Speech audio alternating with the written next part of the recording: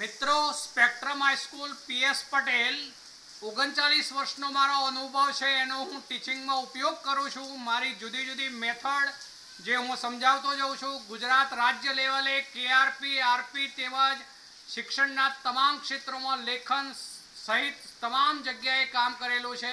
એવા મારા બહોળા અનુભવનો હું ઉપયોગ મારા ટીચિંગ દરમિયાન કરું છું। મારો લાભ અવશ્ય લેજો એવું ખાસ જણાવું છું।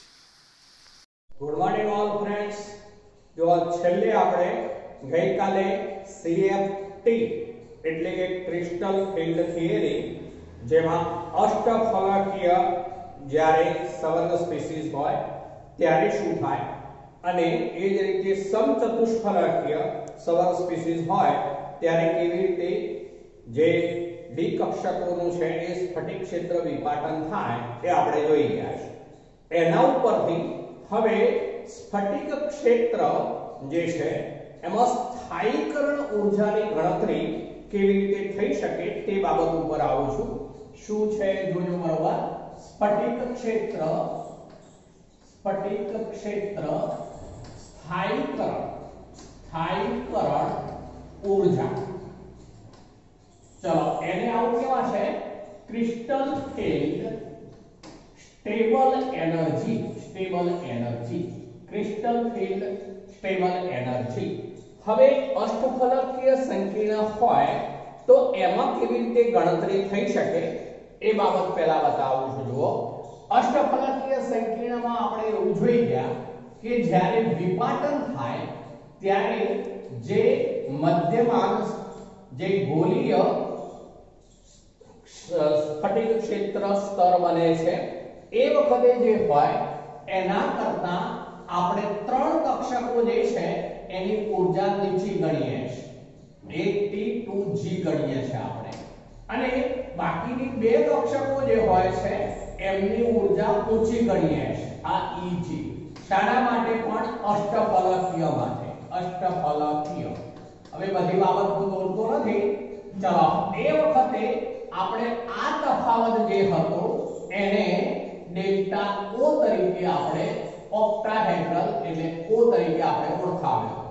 ચાલો એમાં આ જે તફાવત નીચે વાળો જે છે આટલો ભાગ તો એને આપણે શું કહ્યું તો યાદ કરી લો તો એ જે છે એ 2/5 ડેલ્ટા O અને આ ઉપર વાળો ભાગ જે છે એને આપણે કહ્યું તો કેટલો આ ભાગ જે છે અહીંયા સુધીનો तो એને કહ્યું તો આપણે 3/5 ડેલ્ટા O। ચલો હવે જ્યારે આપણે કોઈ પણ આવું ક્રિસ્ટલ ફિલ્ડ સ્થાયીકરણ ઊર્જા આપણે અષ્ટફલકીય માટે ગણવી હોય તો આ 2/5 એટલે બીજી રીતે જો કહું તો આ 0.4 ડેલ્ટા O છે।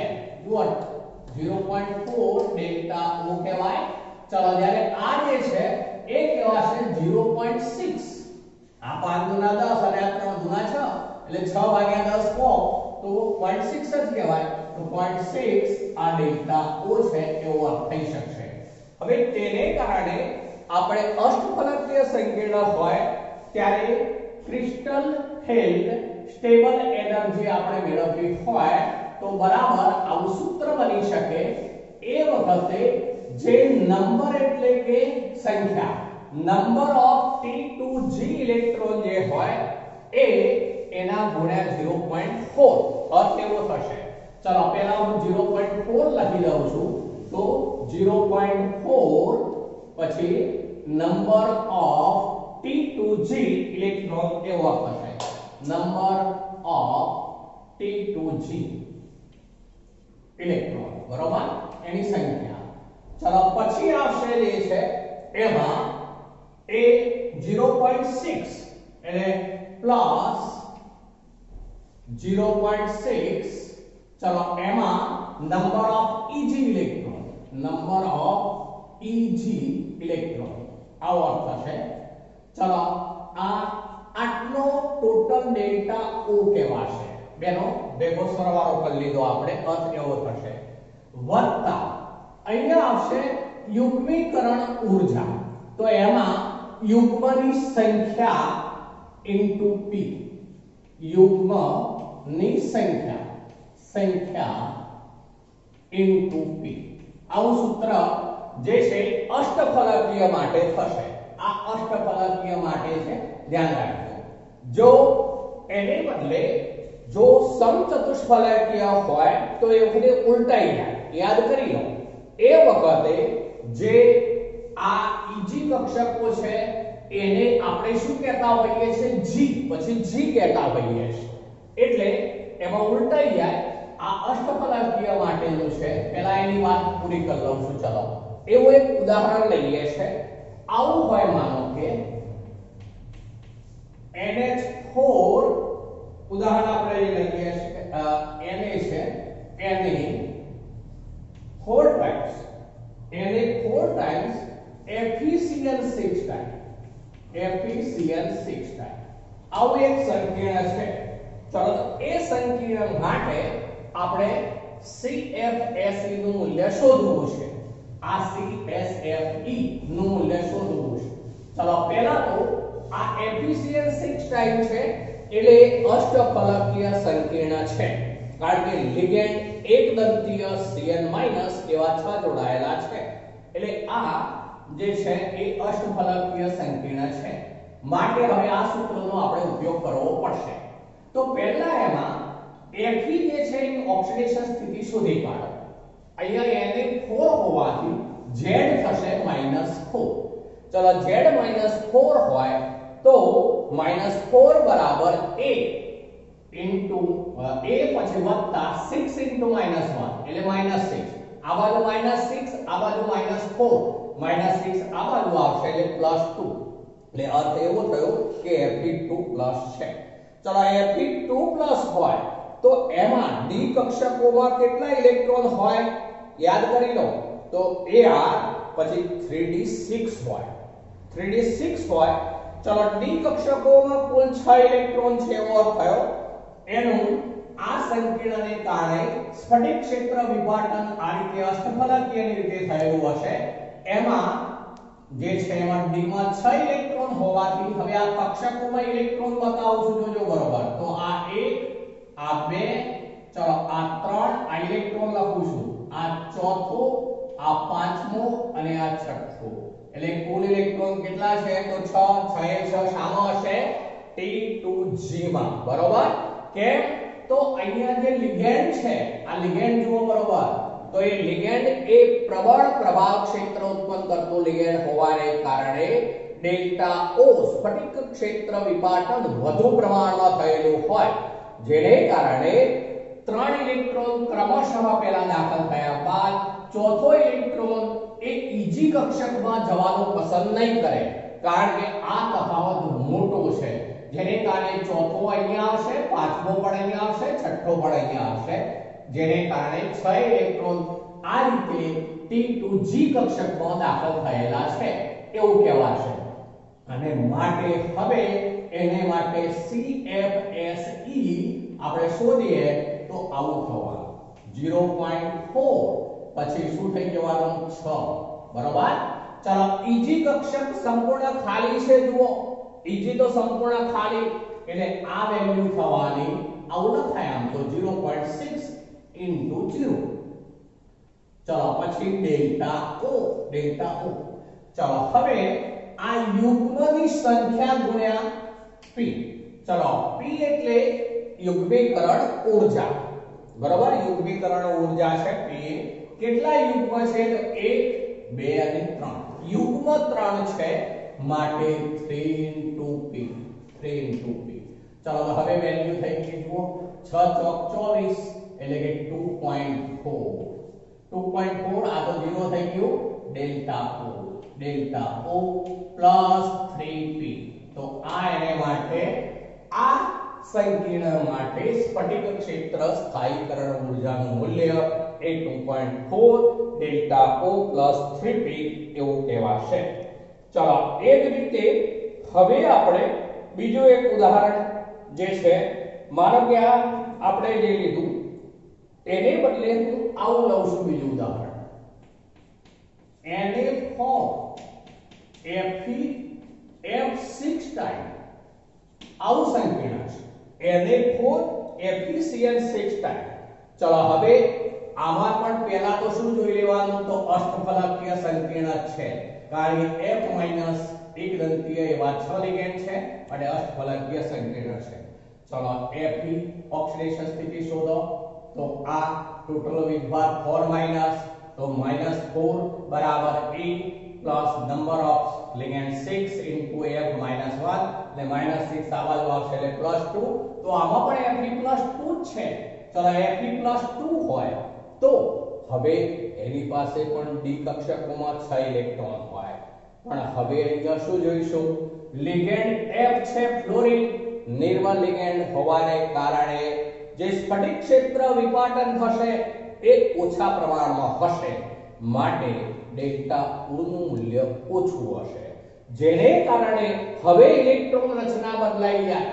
હવે શું થાય વિચારો, તો હવે આ રચનામાં ફેરફાર થશે. આ જે રચના આપણે લીધી હતી એમાં હવે આવો ફેરફાર થશે. શું ફેરફાર થાય એ લખું છું, ધ્યાન રાખજો. તો એમાં આ ત્રણ કક્ષકો જે છે એમાં આ પહેલો ઇલેક્ટ્રોન, આ બીજો ઇલેક્ટ્રોન, આ ત્રીજો ઇલેક્ટ્રોન, બરાબર. ચલો પછી ચોથો ઇલેક્ટ્રોન જે છે એ ઉપરની ઈજી કક્ષકમાં જતો રહેશે. યાદ કરી લો, જ્યારે આ તફાવત ઓછો હોય ત્યારે ચોથો ઇલેક્ટ્રોન અહીંયા યુગ્મીકરણ નહીં પામે પણ ઉપર જશે.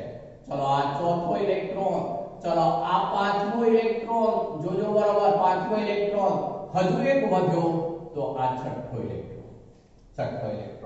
ચલો હવે આવી રચના હોય તો હવે તેના સૂત્રમાં કિંમતો મૂકીએ, તો આને માટે CFSE સ્ફટિક ક્ષેત્ર સ્ટેબલ એનર્જી બરાબર, ચલો કૌંસમાં 0.4 વાળા કેટલા ઇલેક્ટ્રોન છે, તો 1 2 3 અને 4 ઇલેક્ટ્રોનની સંખ્યા લેવાની મિત્રો, એટલે અહીંયા 4. ચલો પ્લસ 0.6 વાળા કેટલા ઇલેક્ટ્રોન છે, તો 2, માટે આ 2 લખવા પડશે અહીંયા, બરોબર. ચલો ઇન્ટુ ડેલ્ટા O પ્લસ, ચલો અહીંયા યુગ્મની સંખ્યા લેવાની. આ એક જ યુગ્મ છે, આ તો અયુગ્મિક કહેવાય, પેલા પણ અયુગ્મિક કહેવાય. તો યુગ્મની સંખ્યા 1 છે અને ઇન્ટુ p. ચલો હવે આ વેલ્યુ થઈ 4 ચોકુ 16, 4 ચોકુ 16 એટલે 1.6. ચલો આ વેલ્યુ થઈ 6 ના 12 એટલે 1.2 અને 2 નો સરવાળો into delta O plus p. ચલો તો હવે પેલું 6 ના 12 એટલે 1.2 છે, એટલે ટોટલ શું થઈ ગયું 2.8 ડેલ્ટા O પ્લસ p. આ જવાબ થઈ ગયો NH4 FeF6 માટે. તો અષ્ટફલકીય સંકીર્ણમાં મેં બે જુદા જુદા ઉદાહરણ લીધા. આમાં પ્રબળ લિગેન્ડ વાળું લીધું, ત્યારે રચના કેવી રીતે થાય અને શું ગણતરી કરવી પડે, આ નિર્બળ લિગેન્ડ વાળું લીધું આપણે. ચલો એને બદલે સમચતુષ્ફલકીય સંકીર્ણ હોય ત્યારે આ જે છે ઉલટાઈ જાય છે. યાદ કરી લો, કાલે આપણે જોઈ ગયા હતા. એ વખતે શું બને, તો એ વખતે હું આ જે T2G કક્ષકો જે છે એ ઉપર જતી રહે, જેને T2 કહેવાશે હવે, બરોબર. એ વખતે જે પેલું મધ્યમાન સ્થાન હોય, આ મધ્યમાન સ્થાન, ચલો એમાં T2G ને બદલે હવે લખાશે જે છે બે કક્ષકો ઉપર હોય. ચલો એ ત્રણ કક્ષકો, સોરી 3, પણ એ T2 કહેવાશે અને બે કક્ષકો નીચેની તરફ હોય, બરોબર. બે કક્ષકો ક્યાં હોય, તો નીચેની તરફ હોય. આ બે કક્ષકો નીચેની તરફ હોય, જેને E કક્ષકો કહેવાય. ચલો એમાં આને આપણે શું કહેતા હતા, તો ડેલ્ટા T, એમાં ડેલ્ટા T કહેતા હતા. આટલું ચેન્જ આવે. ચલો એ વખતે જે બે કક્ષકો વાળો ભાગ છે એને કહેવાય 3/5 ડેલ્ટા T, એટલે કે 0.6 ડેલ્ટા T. ચલો એવું કહેવાય ને, 0.6 ડેલ્ટા T. ચલો આ કહેવાશે જે છે ત્રણ કક્ષકો વાળાને 2/5 ડેલ્ટા T, જેને બીજી રીતે શું લખાય, તો 0.4 ડેલ્ટા T, 0.4 ડેલ્ટા T. તો તો એ વખતે આપણે આ પેલા લખવું પડે એટલે 0.6 બરોબર 0.6 આગળ લખાય એ વખતે આગળ લખવું પડે પણ એમાં g કેન્સલ થઈ જાય શું લખાય 0.6 પછી નંબર ઓફ એટલે સૂત્રાઓ બને શાના માટે તો સમચતુષ્ફલકીય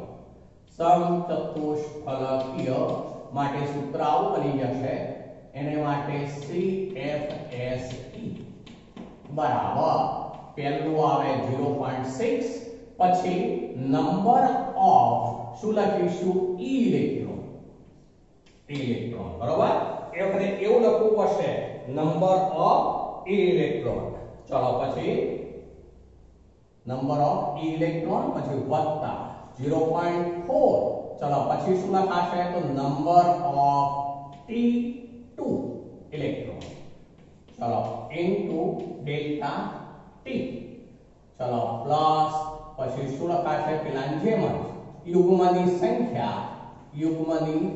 સંખ્યા ગુણ્યા p યુગ્મની સંખ્યા ગુણ્યા p ચલો તો એ રીતે આપણે આ સૂત્રનો ઉપયોગ કરીશું જ્યારે સમચતુષ્ફલકીય હોય ત્યારે તો આ બંને ટાઈપના ઉદાહરણો આપણે જોઈ ગયા ચલો હવે મિત્રો આપણે એક નવા મુદ્દા ઉપર જવું છે જે પણ ખાસ અગત્યનો છે સવર્ગ સંયોજનોમાં રંગ આપણે આગળની ચર્ચાઓમાં એવું જોઈ ગયા હતા સવર્ગ સંયોજનોની જે વિવિધ લાક્ષણિકતાઓ છે એમાં સવર્ગ સંયોજનો વિવિધ રંગોની શ્રેણીઓ ખૂબ લાંબા ગાળાની શ્રેણીઓ વિવિધ રંગ ટૂંકમાં ધરાવતા હોય છે તો એ શા માટે રંગ ધરાવે એના ઉપર જઈએ સવર્ગ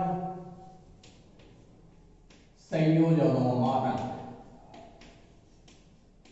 ચલો આ બીજો એક અગત્યનો મુદ્દો છે મિત્રો સવર્ગ સંયોજનો મોટા ભાગે રંગીન હોય છે તો જ્યારે કોઈ સવર્ગ સંયોજન હોય એમાંથી સફેદ રંગ જ્યારે સફેદ રંગનો પ્રકાશ એમાંથી પસાર થાય છે ત્યારે તે અમુક ચોક્કસ તરંગલંબાઈ ધરાવતા પ્રકાશના વિકિરણોનું શોષણ કરે છે જે શોષિત પ્રકાશ હોય એને પૂરક રંગ જે હોય એ રંગનું એ ઉત્સર્જન કરશે જેથી તેને અનુરૂપ તે રંગ દર્શાવતો હોય છે ફરીથી બોલું છું કોઈ પણ સવર્ગ સ્પીસીઝ હોય તેમાંથી જ્યારે સફેદ પ્રકાશ પસાર થાય છે ત્યારે સફેદ પ્રકાશ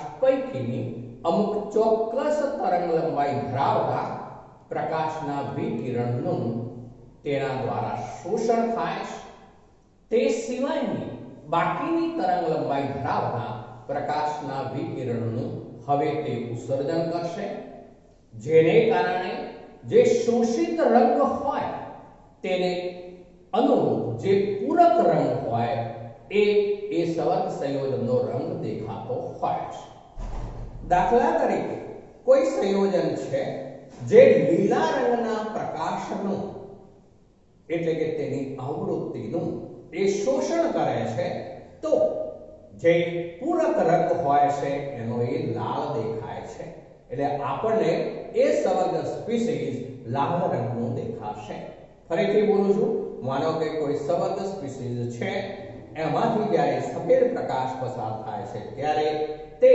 લીલા રંગના પ્રકાશના વિકિરણોનું માનો કે શોષણ કરે છે તો એ વખતે ઉત્સર્જિત પ્રકાશ જે હોય છે તેને પૂરક રંગ એવો લાલ રંગ જોવા મળતો હોય છે કારણ કે લાલ રંગના વિકિરણોનું ઉત્સર્જન કરશે તો આમ જે રંગને આવૃત્તિનું કે પછી તરંગલંબાઈના પ્રકાશનું જે શોષણ કરે તેને પૂરક રંગ હંમેશા જોવા મળતો હોય છે આપણે એક ઉદાહરણ લઈને સમજીએ દાખલા તરીકે આપણી પાસે Ti H2O 6 ટાઈમ 3+ આવું એક સંકીર્ણ છે આમ તો એમ કહી શકાય TiCl3 હતું એનું જલીય દ્રાવણ બનાવી દીધું તો આવું સંકીર્ણમાં ફેરવાઈ જાય TiH2O6 ટાઈમ 3+. ચલો H2O લિગેન્ડ તરીકે જોડાઈ ગયો છે એટલે એ એક અષ્ટફલકીય સબંધ સ્પીસીઝ રચાયું છે એમ કહેવાશે. હવે આ જે છે એ સવર્ગ સંયોજનનો રંગ આપણને જાંબલી દેખાય છે, જાંબલી રંગ દેખાય છે. પણ એ જાંબલી રંગ કેમ દેખાય છે એનું કારણ શું છે આપણે એ બાબત ઉપર આવવાનું છે અહીંયા. તો પહેલા તો H2O તટસ્થ લિગેન્ડ છે માટે આ Ti ની ઓક્સિડેશન સ્થિતિ પણ +3 જ થશે. ચલો Ti +3 છે માટે તેમાં કેટલા ઇલેક્ટ્રોન હોય હંમેશા? તો D કક્ષકમાં માત્ર એક જ ઇલેક્ટ્રોન હશે. વિચારી લો Ti3+ છે આમાં Ti3+. Ti3+ ટિટેનિયમનો પરમાણ્વીય ક્રમાંક 22 એટલે મૂળ ઇલેક્ટ્રોન રચના હોય Ar 3d2 અને 4s2. પણ હવે Ti3+ થાય એટલે 4s માંથી 2 ગયા હોય, 3d માંથી 1 ગયો હોય એટલે 3d માં માત્ર એક જ ઇલેક્ટ્રોન હોય એટલે એની ઇલેક્ટ્રોન રચના 3d1 હોય. હવે એને કારણે આપણે આ લિગેન્ડ છે, લિગેન્ડને કારણે સ્ફટિક ક્ષેત્ર વિપાટન થયેલું હોય. હવે સ્ફટિક ક્ષેત્ર વિપાટન અષ્ટફલકીય સંકીર્ણ છે તો આપણે ત્રણ કક્ષકો જેને કહીએ છે T2G એ નીચી ઉર્જાવાળી હશે અને બાકીની બે કક્ષકો જે છે જેમને આપણે Eg કહીએ છે એ ઊંચી ઉર્જાવાળી હશે. તેમની વચ્ચેનો તફાવત જેને આપણે ડેલ્ટા O કહીએ છીએ. તો આ રીતે સ્ફટિક ક્ષેત્ર વિપાટન થયેલું હશે.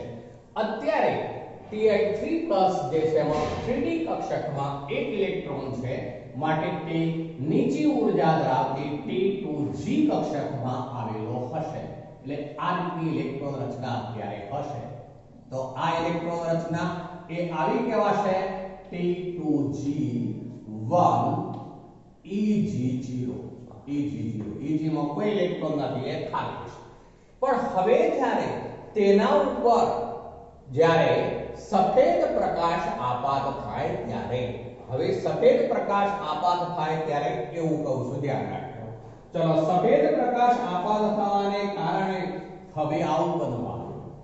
આ માનો કે પ્રકાશ આપાત થયો એના ઉપર તો એ પ્રકાશ જે છે એ h nu નો બનેલો હોય, ચોક્કસ આવૃત્તિ ધરાવતો હોય, ચોક્કસ તરંગ લંબાઈ પણ ધરાવતો હોય, બરાબર hc/λ. યાદ કરી લો આ પ્રકાશનું વિકિરણ છે, સફેદ પ્રકાશ એ ફોટોનનો બનેલો હોય h nu બરાબર hc/λ. બરોબર. ચલો હવે એને કારણે એ પ્રકાશનું શોષણ કરવાને કારણે હવે ઇલેક્ટ્રોન ઉત્તેજિત થઈ જશે માટે આ T2G કક્ષકમાંનો ઇલેક્ટ્રોન ઉત્તેજિત થઈ અને ખાલી એવી Eg કક્ષક જે છે એમાં સંક્રમણ હવે કરશે. ચલો Eg કક્ષકમાં સંક્રમણ કરશે એટલે અહીંયા જશે. જે અહીંયા ઇલેક્ટ્રોન હતો એ હવે Eg કક્ષકમાં ગયો, અર્થ એવો થયો. ચલો એ દરમિયાન આ બંનેના તફાવત જેટલી ઉર્જાનું એને અહીંયા જે છે એ અવશોષણ કર્યું હશે. આ બંનેના તફાવત જેટલી ઉર્જાનું ડેલ્ટા E કહેવાય. એટલે કે અહીંયા ચોક્કસ તરંગ લંબાઈ ધરાવતા પ્રકાશના વિકિરણનું સફેદ પ્રકાશમાંથી તેને અવશોષણ અથવા શોષિત કર્યો હશે ત્યારે આ ઇલેક્ટ્રોન અહીંથી ઉત્તેજિત થઈને અહીંયા જઈ શકે છે. બરોબર. તો એ જે છે એ ઉત્તેજિત થયેલો પ્રકાશ જે છે આ અહીંથી ઇલેક્ટ્રોન અહીંયા ગયો. હવે બાકીના રંગના કિરણનું તે ઉત્સર્જન કરશે. અહીંયા જે ટિટેનિયમ ના માટે TiH2O6 ટાઈમ 3+ માટે કહું તો એ 498 નેનોમીટર તરંગ લંબાઈ ધરાવતા પ્રકાશના વિકિરણનું અહીંયા જે છે એ અવશોષિત કરે છે.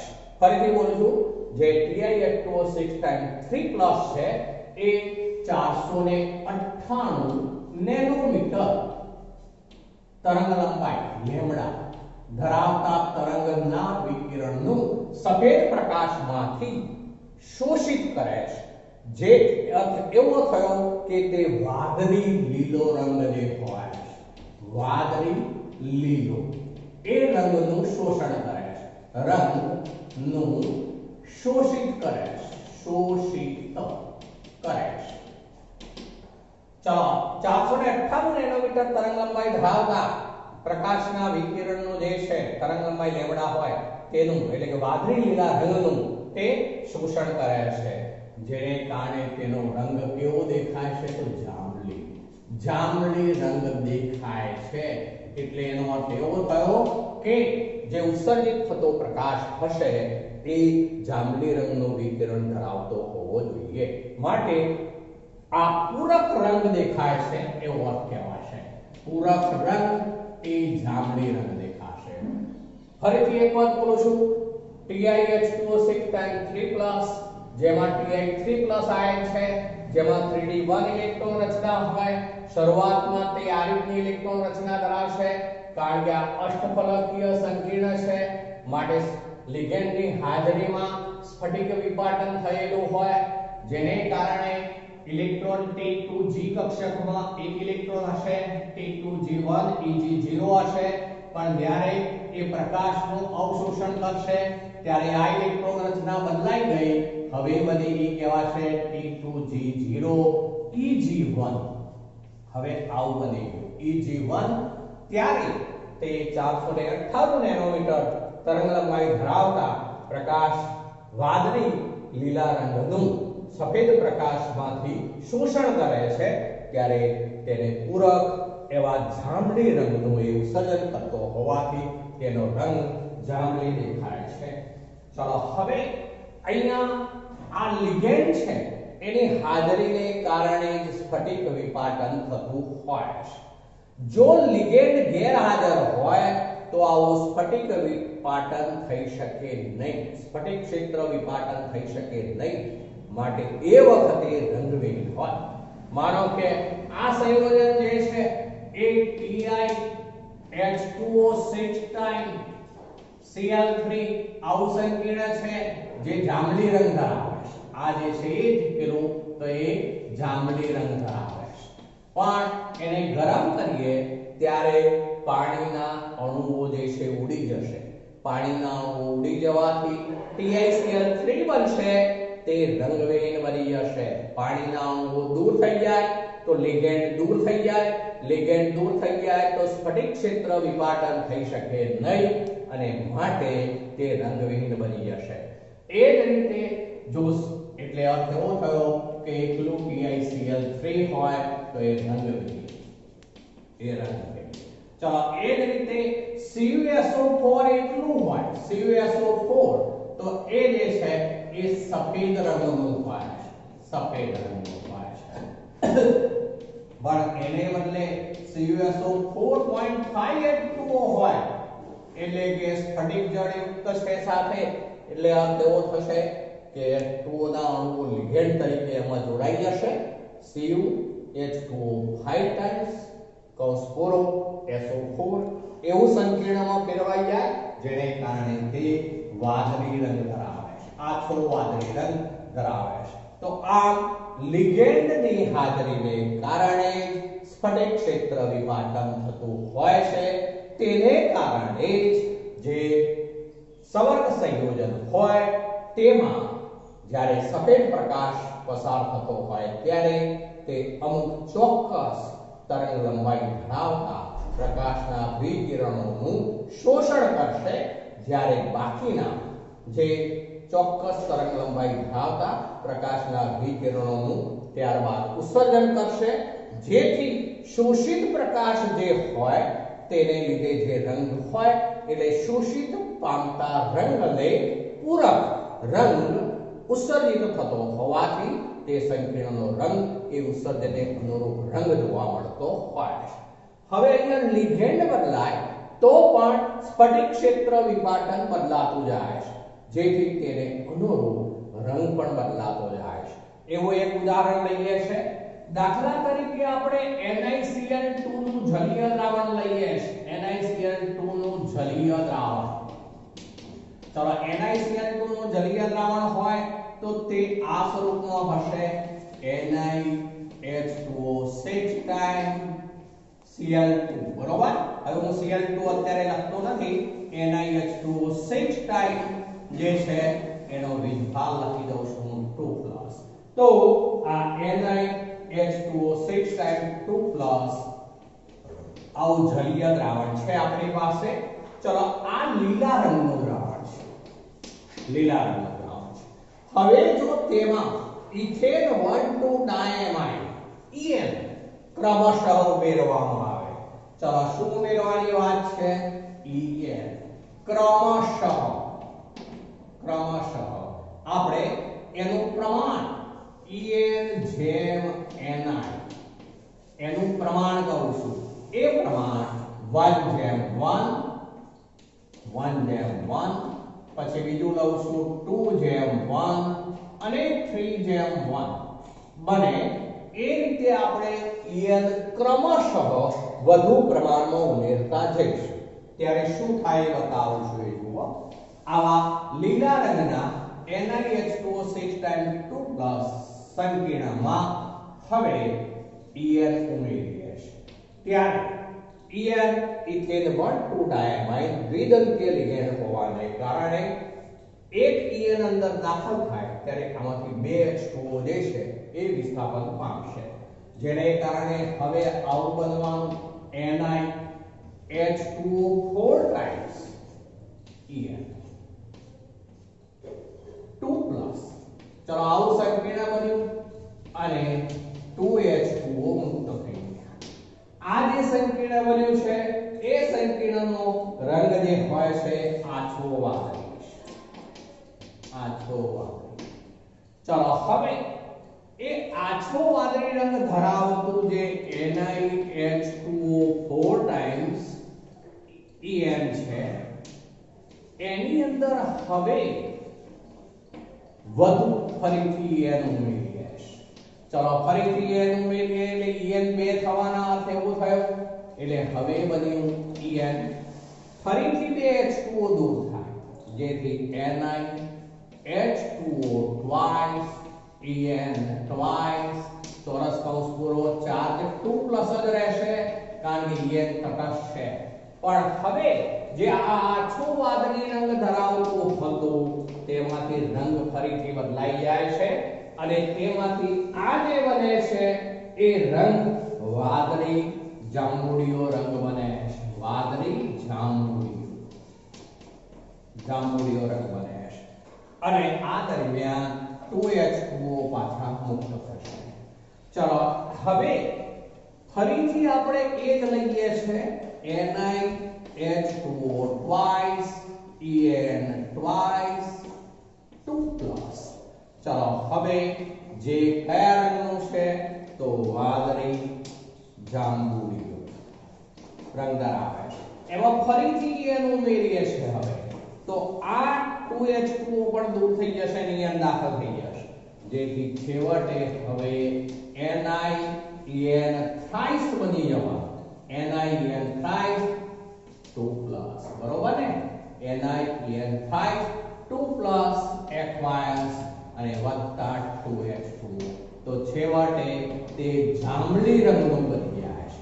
તો આનો અર્થ એવો થયો કે આમાં EN જેમ NI 1:1 છે ત્યારે આછો વાદળી રંગ છે. ચલો આમાં આ EN 2 છે અને NI 1 છે એટલે 2:1 પ્રમાણ છે ત્યારે વાદળી જાંબુડિયો રંગ પ્રાપ્ત કરે છે. અહીંયા જે છે EN 3 છે એટલે 3:1 છે, તો 3:1 ત્યારે જાંબલી રંગ પ્રાપ્ત કરે છે.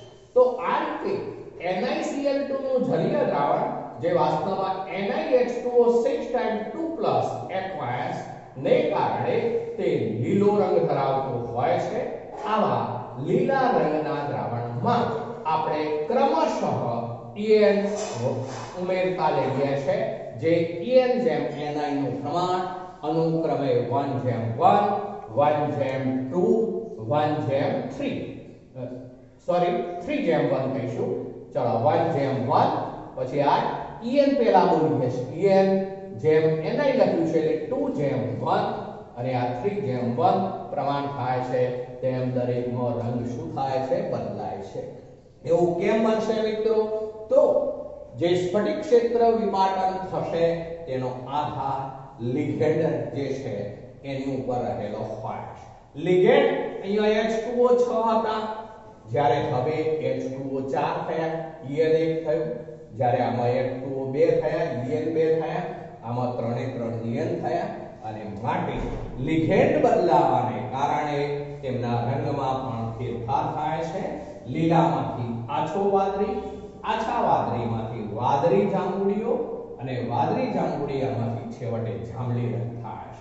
તો આ રીતે સવર્ગ સંયોજનોનો રંગ એ લિગેન્ડની લાક્ષણિકતા છે. આપણે એવું કહીશું લિગેન્ડ બદલાતા સ્ફટિક ક્ષેત્ર વિપાટનનું પ્રમાણ બદલાશે, જેથી તે ડેલ્ટા O નું મૂલ્ય બદલાતા જે તે દ્રાવણમાંથી જ્યારે આપણે સફેદ પ્રકાશ આપાત કરીશું ત્યારે અમુક ચોક્કસ તરંગલંબાઈ ધરાવતા પ્રકાશના વિકિરણનું તે શોષણ કરશે અને તેને અનુરૂપ પૂરક જે રંગ હોય એ રંગનું તે ઉત્સર્જન કરશે. જે ઉત્સર્જિત થતો રંગ હોય તેને અનુરૂપ તે રંગ દર્શાવતું જોવા મળતું હોય છે. ચલો હવે આપણે આની પર જ આધારિત છે એવા કેટલાક જેમસ્ટોનના રંગની વાત કરી લઈએ છે. જેમસ્ટોન ના ચલો જેમસ્ટોન, સ્ટોન એટલે આમ તો પથ્થર, પણ રંગીન પથ્થર જે છે તે, તો દાખલા તરીકે જેને માણેક તરીકે ઓળખવામાં આવે છે, માણેક. ચલો માણેક જે છે વાસ્તવમાં તો Al2O3 જે છે જેને એલ્યુમિના કહેવાશે, એ એલ્યુમિનાનું Cr3+ નું એલ્યુમિનામાં જે છે એ કેટલાક એલ્યુમિનિયમ્સ જે હોય એમના સ્થાનોની જગ્યાએ રેન્ડમલી એટલે કે અસ્તવ્યસ્ત રીતે લગભગ 0.5 થી 1% જેટલું Cr3+ ગોઠવાયેલો હોય. Al2O3 એલ્યુમિનામાં કેટલાક Al3+ જે હોય તેમના સ્થાનો ઉપર અસ્તવ્યસ્ત રીતે રેન્ડમલી 0.5 થી 1% જેટલું Cr3+ ગોઠવાયેલું હોય છે, જેથી તે ક્રોમિયમ 3 નું અષ્ટફલકીય સંકીર્ણ કહેવાશે. ક્રોમિયમ 3 નું અષ્ટફલકીય એક સંકીર્ણ ગણાશે અને તેને કારણે જ્યારે તેના ઉપર પ્રકાશ પસાર થતો હોય છે, સફેદ પ્રકાશ જ્યારે પ્રકાશ એની ઉપર પસાર થાય ત્યારે અવશોષણ પટ્ટા વધારે ઊંચી તરંગલંબાઈ વાળું પીળો લાલ અને વાદળીમાં ખસે અને તેને કારણે તે જે છે એ માણેક થોડું લાલ રંગનું જોવા મળતું હોય છે. ચલો ફરીથી એક વાર બોલું છું. માણેક જે Al2O3 એલ્યુમિના માં કેટલાક Al3+ આયનોને સ્થાને 0.5 થી 1% જેટલું Cr3+ ધરાવે છે, જે અસ્તવ્યસ્ત રીતે આવેલું હોય છે, જે વાસ્તવમાં તો ક્રોમિયમ 3 નું અષ્ટફલકીય સંકીર્ણ હોય તેમ વર્તે છે, જેને કારણે તેમાંથી ડી સંક્રાંતિ થશે. અહીંયા કોઈ લિગેન્ડ નથી, પણ તેમ છતાં ડી સંક્રાંતિ થશે. ડી કક્ષકમાંથી નીચી ડી કક્ષકમાંથી ઇલેક્ટ્રોન ઊંચી ડી કક્ષકમાં સંક્રમણ કરશે, તેને અનુરૂપ તે રંગ દર્શાવતો હોય છે, જેથી માણેક એ લાલ રંગનું જોવા મળે છે. એ જ રીતે બીજું છે પન્ના, જે પન્ના તરીકે ઓળખાય છે. આમ તો હીરા, પન્ના અને માણેક આભૂષણોમાં વપરાતા હોય છે, કિંમતી સ્ટોન ગણાય છે, તો એ જેમ સ્ટોન. તો એમાં પન્નાની વાત કરીએ તો એમાં બેરિલ તરીકે જે ઓળખાય, બેરિલ જેનું સૂત્ર છે B2, એનો બેરિલનું સૂત્ર છે B3Al2 અને પછી સાથે થશે Si જે છે એની સાથે હોય છે Si6O8. ચલો આ બેરિલનું સૂત્ર છે. B3Al2Si6O18 તો એની સાથે પણ જે હોય છે એમાં ક્રોમિયમ જ રહેલું હોય છે. એની અંદર પણ Cr3+ ખનિજ તરીકે રહેલું હોય Cr3+. હવે આનો રંગ જે છે એ લીલો રંગ જોવા મળતો હોય છે. પેલું લાલ રંગનું જોવા મળે, આ લાલ રંગનું, જ્યારે આ લીલો રંગ ધરાવતો હોય. તો આ બંને જે છે એ જેમસ્ટોન તરીકે ઓળખાશે. ફરીથી બોલું છું, બંને જે છે એ બેરી B3Al2Si6O18 એના જે અષ્ટફલકીય છિદ્રો હોય એ અષ્ટફલકીય છિદ્રોને સ્થાને આ Cr3+ અમુક જગ્યાએ દાખલ થયેલો હોય છે, જેને કારણે તે લીલો રંગ દર્શાવતો હોય છે. તો આ જેમસ્ટોનનો રંગ કહેવાશે. અને છેલ્લે આપણે CFT થિયરીની મર્યાદાઓ ઉપર આવીએ છીએ. CFT થિયરીની મર્યાદાઓ. ચલો, CFT થિયરીમાં આપણે એવું જોઈ ગયા કે તેને આધારે કોઈ પણ સવર્ગ સંયોજન હોય તો એ કેવી રીતે બનાવી શકાય, એટલે કે એની બનાવટ જોઈ ગયા. એની રચના કેવી હોય છે એ પણ સમજાવી શકાય છે. એનો રંગ કેવો હોય એ પણ આપણે જોઈ ગયા. અને ચુંબકીય ગુણધર્મોનો પણ સરળતાથી અભ્યાસ થઈ શકે છે. ફરીથી એક વાર બોલું છું, સ્ફટિક ક્ષેત્ર જે સિદ્ધાંત છે એ સિદ્ધાંતની મદદથી આપણે કોઈ પણ સવર્ગ સ્પીસીઝની કેવી રીતે બનાવી શકાય, બનાવટ, એની રચના, એના ચુંબકીય ગુણધર્મ અને રંગ વિશેની માહિતીનો સંપૂર્ણપણે અભ્યાસ કરી શકીએ છીએ. પણ તેમ છતાં આમાં એક મર્યાદા એ છે કે અહીંયા લિગેન્ડ જે છે ઋણ વિદ્યુત ભારિત હોય ત્યારે તેનો ભાર બિંદુ ભાર તરીકે લક્ષમાં લેવામાં આવે છે. જો હવે એને ઋણ વિદ્યુત ભારિત લિગેન્ડને બિંદુ ભાર તરીકે લેવામાં આવે તો ઋણ લિગેન્ડ હોય તો એ વખતે સ્ફટિક ક્ષેત્ર વિપાટન વધુ પ્રમાણમાં થવું જોઈએ. પણ આપણે જે સ્પેક્ટ્રોકેમિકલ શ્રેણી જોઈ ગયા હતા એ સ્પેક્ટ્રોકેમિકલ શ્રેણીમાં ઋણ વિદ્યુત ભારિત એવા લિગેન્ડ જે છે એ શ્રેણીમાં નીચે આવેલા છે. તો એ બાબત જે છે એ અહીંયા સ્પષ્ટ બરોબર સમજૂતી આપી શકતી નથી.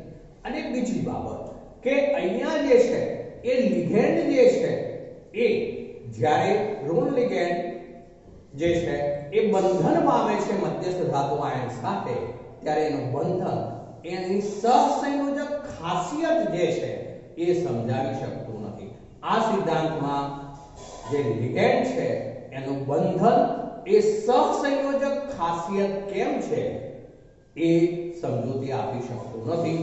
એ CFT સિદ્ધાંતની મર્યાદા છે, જેને કારણે ત્યારબાદ LFT સિદ્ધાંત, લિગેન્ડ ફિલ્ડ થિયરી, LFT, અને બીજી થિયરી આવે આણ્વીય કક્ષકવાદ, MO થિયરી, એ અસ્તિત્વમાં આવી હતી. તો આ સ્ફટિક ક્ષેત્ર સિદ્ધાંત જે છે એની આ મર્યાદાઓ છે. બરોબર? તો મિત્રો આજે આપણે આટલે સુધી રાખીએ છીએ.